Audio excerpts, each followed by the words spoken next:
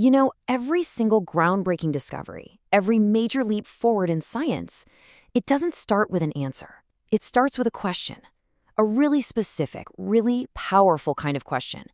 So today, we're going to dive into the absolute cornerstone of all scientific inquiry, how to formulate a solid research hypothesis. Think of it as the roadmap that guides us from a simple what if all the way to a proven fact. Okay, so here's our game plan. First, we'll nail down what a hypothesis actually is. Then we'll talk about validity, which is just a fancy way of asking if our research is even trustworthy. After that, we'll get into the different kinds of hypotheses, figure out what makes one strong versus weak, and at the end, I'll give you some really practical frameworks to build your own. All right, let's start at square one, the absolute foundation. A hypothesis isn't just some little preliminary step you check off a list. No, it's the architectural blueprint for your entire study. Before you even think about collecting data, you need to know exactly what it is you're trying to build. So, where does great research really begin? It's a simple question, right? But the answer is pretty profound.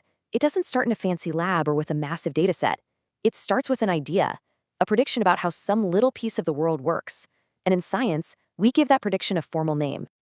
That name is, of course, a hypothesis. Now, you can think of it as an educated guess, but it's a very, very structured one.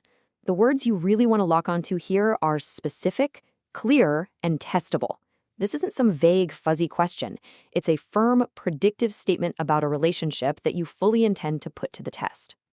But look, just having a prediction isn't enough. You have to know if your test of that prediction is actually any good. And this brings us to a super important concept, validity. This is all about the quality and trustworthiness of your research. In short, are you truly measuring what you think you're measuring? First up, we've got internal validity. The easiest way to think about this is as the integrity of the experiment itself. So inside the bubble of your study, how sure are you that the thing you did directly caused the outcome you saw, and then it wasn't just some other random factor you didn't account for?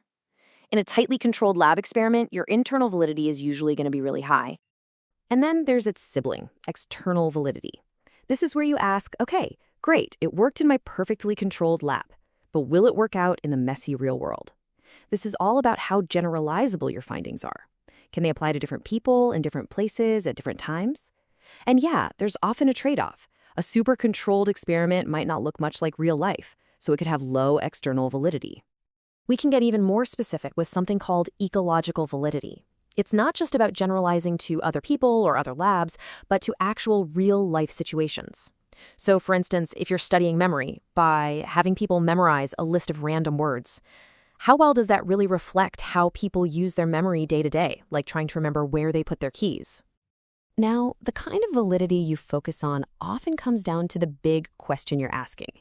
And that brings us to the two major flavors of hypotheses you can create. It all boils down to this. Are you looking for a direct cause, or are you just looking for a relationship? The big difference here, the absolute key, comes down to one word: manipulation. See, an experimental hypothesis is all about cause and effect, because you, the researcher, are actively changing something, we call it the independent variable, to see what happens. But with a non-experimental hypothesis, you're more like a detective. You're just observing. You're measuring a connection or a difference that's already out there without stepping in and changing anything. And here are a few great examples. Look closely. Notice how none of them claim that one thing causes another. The first one predicts a link between stress and burnout, not that stress is the only cause. The second one observes a difference in aggression, but it doesn't and can't manipulate who experienced trauma. They're just describing patterns that exist, not direct, clear-cut causation. Now, when we get into the statistics of it all, we're always working with two competing hypotheses.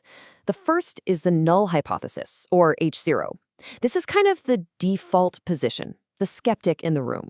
It basically says your prediction is wrong, that there's no effect, no relationship, no difference. It's the nothing interesting is happening here hypothesis. And going up against the null is the alternative hypothesis, or H1.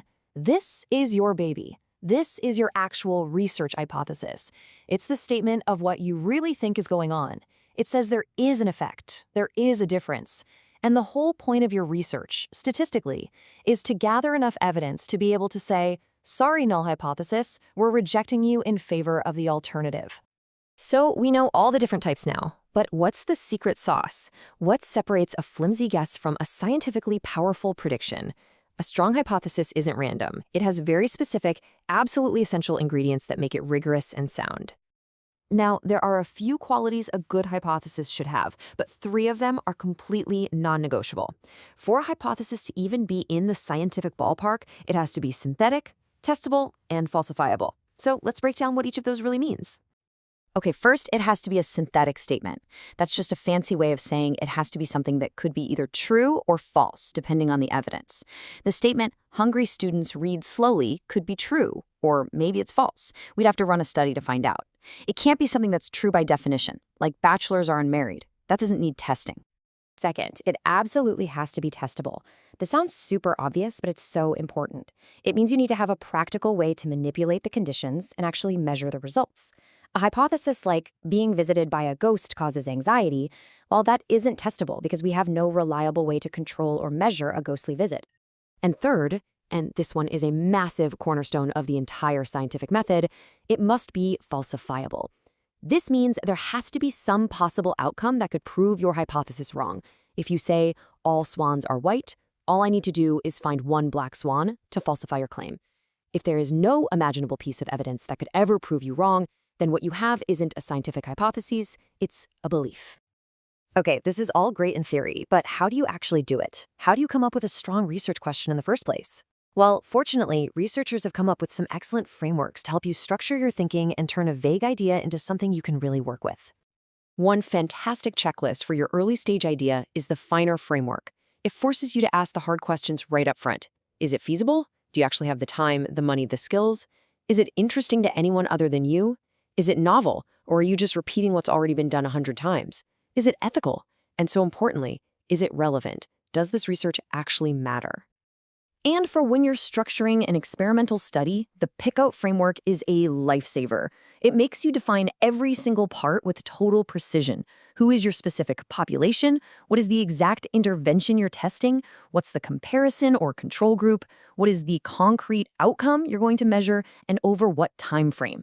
Answering these questions early on saves you from so much confusion later. So, once you've used a framework like FINER or PICOT to really sharpen your question, the very next absolutely essential step is the literature review. And this isn't just casual background reading. This is about deep diving into the existing research. You search the academic databases, figure out what we already know, and most importantly, find the gap in our knowledge where your research can make a real contribution. So let's tie this all together. Remember, a hypothesis is a clear, testable prediction that drives your whole study. Good research involves a careful balance between internal validity, control, and external validity, real-world meaning. You gotta know if you're predicting cause and effect or just a relationship. Always, always make sure your hypothesis is synthetic, testable, and falsifiable. And finally, use awesome tools like FINER and PICOT to build a rock-solid foundation for your work. Because in the end, formulating the hypothesis is just setting the stage. Once it's framed and your study is ready to go, that's when the real adventure begins. You've asked your question. Now, what story will the data tell you?